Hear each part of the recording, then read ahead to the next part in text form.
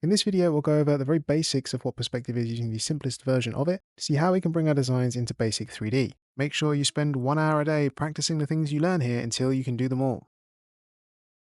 Perspective is a scary word, often associated with mathematics and using a ruler and measuring and I just want to draw, you know what I mean? And so I'm going to try and explain this as simply as possible. First up, yes, there are different types of perspective with names like 1 point, 5 point, and fisheye, and measured 2 point, but for today, all we care about is 1 point.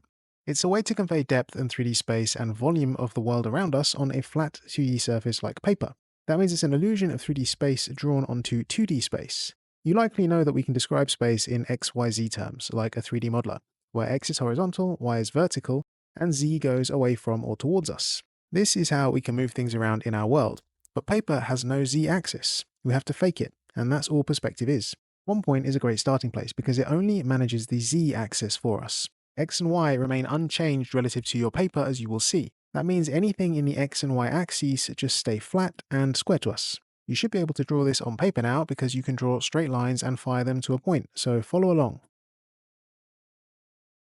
Let's draw a horizon line and a railway track going to a point on the horizon line. 1 point means that if we stood in a flat desert on this railway line, then the lines would appear to converge or meet up at one single vanishing point in the distance, hence the name 1 point. That 1 point is directly in front of us, at our eye level, way off in the distance, and a laser beam set up there would hit us right in between the eyes if fired towards us.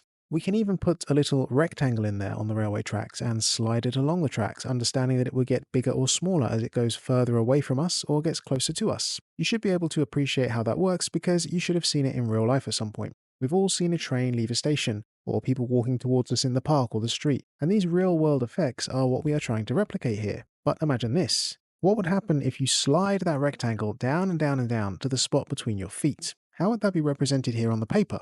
You understand that in reality, we would just move our heads down to look at the rectangle between our feet and see it on the railway lines. But here in 1 point land, we cannot do that. So there is one simple trick to understanding how this works. When we work in 1 point, we're limited by a golden rule which makes our lives easier as artists but comes with a huge trade-off. Our head is locked in place, looking dead ahead at that laser beam. We cannot look left, right, up or down. We cannot turn our heads at all. We're locked dead ahead. The reason this is a good thing is because it means that every X and Y line we draw is horizontal and vertical respectively, mapped to the piece of paper we are drawing on. This means a cube in 1 point perspective has a square front and back face no matter where we place it in the scene. In the more complex types of perspective, this is much harder because every face, every axis, X, Y, and Z has to be in perspective. That is, feel like it has depth and converge to its own vanishing point. But here in 1 point land, the front face of the cube is always just a square. We only care about z-depth, the stuff coming towards us or going away from us, and that will only affect the top, bottom, and side faces of the cube. If we move our cube left and up, it's still a square on the front. Indeed, it is always a square. How easy is that? But as we move it, we can see more of the sides, and these sides all aim to that one vanishing point in the distance, which is perfectly in line with our eyes, like a laser beam. When we draw a square to represent the front of a box, we can fire lines from each corner to the vanishing point to extend it, and then pick a point to place the back face. But we can also start with a line, and fire from the endpoints to make a plane, and we can set this up so the planes are upright or flat and in perspective, or just facing us as a square or rectangle. If you remember back to the previous lesson where I drew a horse, I could use my orthographic view of the horse to create a map on this side-facing plane, and that's how I would plan drawing this horse, or a car, or anything else in 1 point. I could then project lines out from key points on my plane, horizontally or vertically, to make a 3D model of the horse in 1 point perspective. So we have two general options for drawing here. We can start with a flat plane and project the corners, or we can start with a line and project the endpoints to make planes in perspective. We can mix and match these two approaches to make planes in any axis, and these form the building blocks of the stuff we want to draw. You should play around with starting from lines in the X, Y, and Z axes and see how you can create planes from these lines. When doing this, try to really feel and see the paper as a 3D space, and how we can push things towards that one vanishing point or bring them towards us. You might also have spotted an issue with this. How do we know when we have created a perfect square plane? That is, how do we know where to place this final line, or the final face on a box projecting towards the vanishing point? For now, just eyeball it. There are measured ways to do this and get it perfect, but the best thing for an artist to do is to get intuitively good at making decent looking squares under the effects of the distortion that perspective creates. Look at real walls and tables and other planes in the world around you to see how this distortion works. And remember, you don't have to be perfect when sketching. A close enough square will usually do. The trade-off for this ease of use is that the end result is generally quite boring. You cannot draw a lot using this, apart from very flat, dull shots of interior and exterior spaces. Want to draw that sweet sports car or anime characters doing battle? Well, you can try it, but you'll see from looking at other artists' work that we need a more advanced perspective setup to make these look interesting. Sorry, you can't even draw a decent looking cube with 1 point. It's just a cheap, hacky way to fake Z-depth. But it's simple to learn and shows us that it is possible to simulate depth on a flat surface. In fact, I recommend going and reading your favorite comics and manga again to look for this type of perspective setup and see where it gets used for real. Try looking for it as you watch movies and TV shows too. If you want to see an effective use of it, try watching a Stanley Kubrick or Wes Anderson movie. Can you sketch some of the scenes from these films and replicate the planes you see? Once you can draw a plane in any of the three axes, you can use lines projecting from the corners to create more planes, and that's how you create boxes.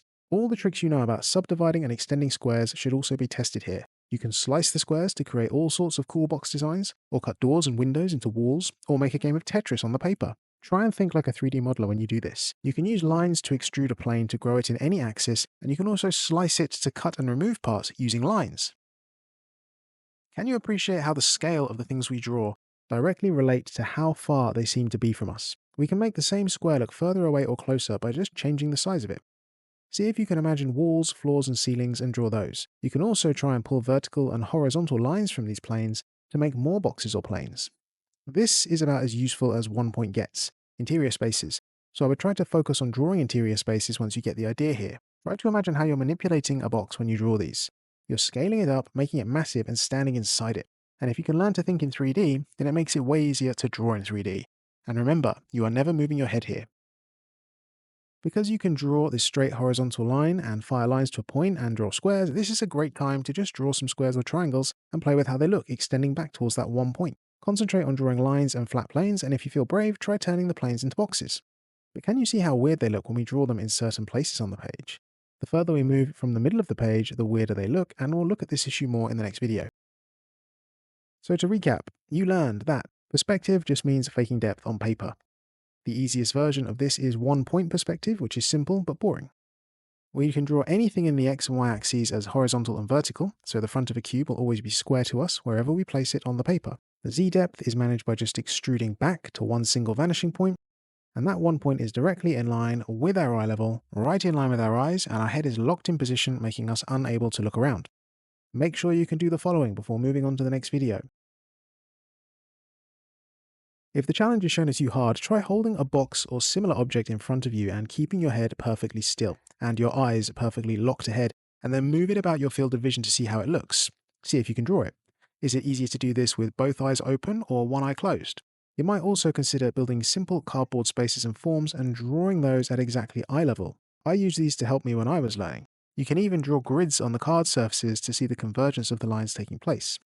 To make it harder, try and draw the room you're in right now. This will involve thinking about the space around you in 3D and translating that into paper with approximate distances and sizes of things like the ceiling height, window size, furniture size, and position. Which wall will you choose to be the one right in front of you?